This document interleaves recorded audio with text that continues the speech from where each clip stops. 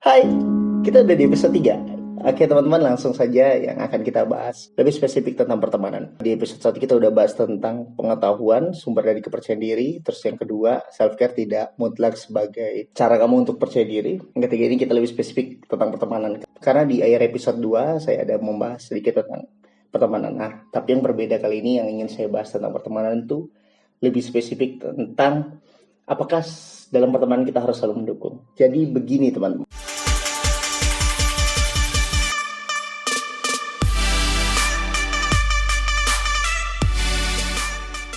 Menurut aku menjadi beda itu bukanlah sebuah kesalahan. Karena pada dasarnya perbedaan itu mutlak harus terjadi pada kita. Dan yang kita ketahui sendiri, kita ini tidak sama.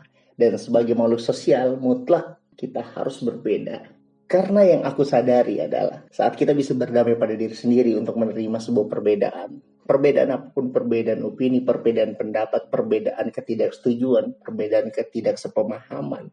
Itulah yang memunculkan sebuah keindahan. Terus apa korelasinya dengan pembahasan kali ini?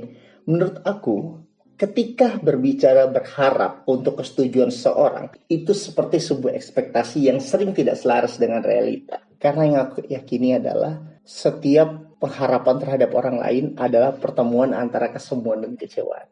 Oke? Jadi setiap pengharapan terhadap orang lain adalah pertemuan antara sebuah kesemuan dan sebuah kekecewaan.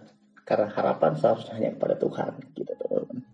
Oke teman-teman, karena menurut aku berkawan itu tidak harus sama. Tidak harus sama dengan penilaian, tidak harus sama dengan kesimpulan, tidak harus sama akan sebuah keputusan. Karena perdebatan itu kurasa perlu, sangat diperlukan dalam pertemanan. Nah, yang tidak dibutuhkan adalah sebuah kebaperan, seperti itu. Nah, fenomena yang aku temukan nih, ada beberapa teman-teman yang menjadikan masalah ketidaksesuaian atau ketidaksetujuan temannya terhadap keputusannya atau apa yang dilakukan dia. Karena sebenarnya itu adalah hal yang tidak salah, bahkan hal yang lucu saat dipermasalahkan. Karena aku merasa misalkan ada teman kita yang mengkritik atau teman kita yang mengatakan secara terbuka ketidaksetujuan atau ketidaksepemahamannya, justru itu luar biasa. Karena apa? Karena yang mahal dari sebuah pertemanan adalah menurut aku sebuah kejujuran. Seperti itu teman-teman. Seperti salah satu postingan di Instagram yang pernah aku lihat beberapa pekan lalu. Untuk seperti ini kurang lebih kata-katanya.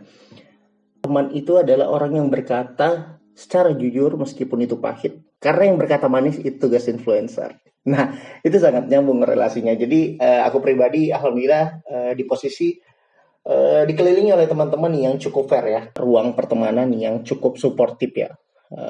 Terbagi beberapa golongan lah atau karakter orang. Ada yang benar-benar mensupport aku dalam artian dia percaya aku milikan untuk bisa menyuarakan pendapatku dan bisa diterima orang lain. Ada juga orang yang secara terang-terangan mengatakan bahwa kayaknya kamu kurang deh gitu loh.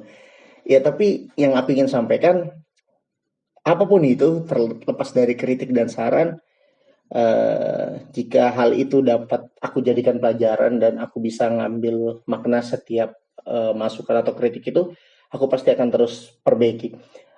Karena menurut aku lebih baik aku diberi saran secara terbuka, secara jujur, tapi di depan dibanding di belakang. Nah, hal-hal seperti ini yang biasanya memicu problemnya itu banyak pertemanan yang tidak jujur secara sehat. Maksudnya jujur secara sehat itu di depan mendukung tapi di belakang tidak mendukung.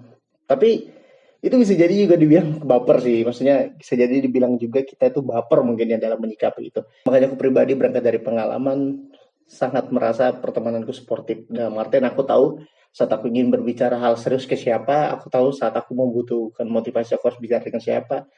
Aku tahu posisi aku harus di mana saat aku pengen menghibur diri ataupun aku menghibur orang lain. Seperti itu. Jadi selama ini yang aku sadari itu bagaimana cara diri kita sebagai manusia, makhluk sosial itu bisa terlibat di kehidupan sosial dan berdamai bahwa tidak sepenuhnya orang mendukung kamu dan tidak sepenuhnya kawan-kawan sekitar kamu itu setuju akan pilihanmu seperti itu. Tapi sekali lagi itu bebas seperti beberapa postingan aku juga pernah di Instagram.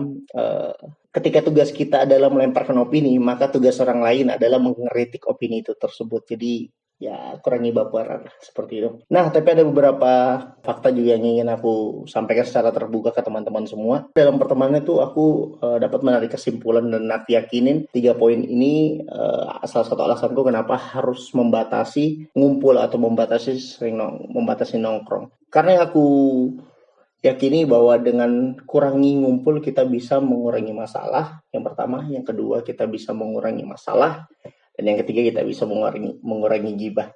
Yang pertama dulu mengurangi salah. Maksud dari mengurangi salah adalah memang dalam pertemanan, apalagi kita sebagai makhluk sosial yang berbeda-beda isinya, berbeda-beda kepalanya, pikirannya, tidak terlepas dari harus kita cenderung melihat beberapa teman-teman yang harus benar, dan saat seseorang itu harus benar maka harus ada orang yang salah atau ada orang yang harus kalah. Dan dalam pertemanan perdebatan tuh hal yang wajar ya kan. Tapi lebih spesifik dalam saudara salah adalah aku melakukan sesuatu hal yang salah apabila itu berdampak kepada orang lain seperti itu. Jadi memang bukan tugas kita untuk tidak menyakiti atau tidak menyinggung mungkin orang lain, tapi yang sadar tugas kita adalah bertanggung jawab atas setiap keputusan meskipun itu postingan maupun tindakan yang kita lakukan. Nah, itu lebih spesifiknya tentang salah. Nah, untuk masalah sendiri, aku di tahap merasa sering ngumpul itu malah menjadi masalah. Maksudnya malah menjadi masalah karena seseorang itu semakin banyak kita tahu, maka semakin banyak masalah baru yang muncul. Aku ngerasa seperti itu sih. Jadi nggak tahu kenapa semakin banyak hal-hal baru aku tahu, semakin banyak masalah baru yang muncul. Nggak tahu apakah itu hanya sugesti atau apapun itu, tapi yang aku ngerasa memang harus batasi jam untuk bertemu teman-teman semua, dalam artian lebih spesifik untuk secara ramai. Tapi kalau untuk mungkin misalkan berdua atau bertiga itu masih hal yang wajar sih, karena kita kan juga perlu bersosialisasi. Terus yang ketiga itu gibah, kurangi gibah ya gue bilang. Kalau itu nggak perlu diperjelas karena sederhananya kita pernah dengar sendiri tentang 3 siklus yang pertama antara A, B, dan C. Ketika si A nggak ada, si B dan C ngomongin si A. Ketika B nggak ada, si A dan si C ngomongin si B. Ketika C nggak ada, si A dan B ngomongin si C. Ya seperti itulah siklus pertemanan. Tapi sebenarnya bagaimana cara kita menyikapi sih? Karena kalau aku ngeliat di siklus teman-teman, lebih kepada itu bahan guyon atau bahan olokan, kalau kita orang Samarinda bilang bahan hapaki orang gitu loh. Karena kayaknya pada dasarnya hal-hal lucu itu emang harus ada korban. Nggak ada korban yang ditertawakan ya sesuatu itu nggak lucu gitu. Jadi teman-teman, poin yang ingin aku bagikan adalah sebagai makhluk sosial kita harus berbeda, terutama dalam pertemanan. Nggak harus sama, bahkan slow aja gitu loh. Saat ada temanmu tidak setuju tapi dia ngomong, itu yang luar biasa. Temanmu tidak sepakat akan keputusan pilihanmu dan dia mengatakan sejujur mungkin meskipun itu pahit dan menyakitkan, itu yang luar biasa. Itu baru benar-benar teman, dibanding temanmu sendiri yang di depan beda sama di belakang beda. Nah, tapi saat ada temanmu yang di depan dan belakang beda, kembali di kamu harus berdamai dan tidak harus baperan.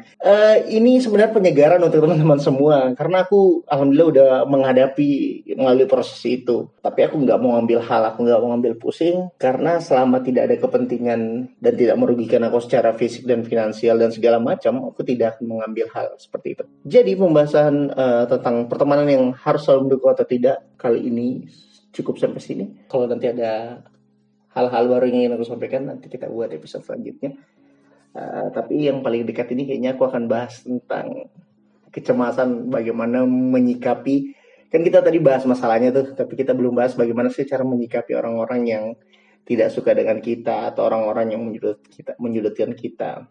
Cukup menarik pembahasan itu. Terima kasih yang telah menonton teman-teman. Semoga ini bermanfaat buat yang menonton. Saya Iri, saya Ruman. Salam keren Normal. Peace.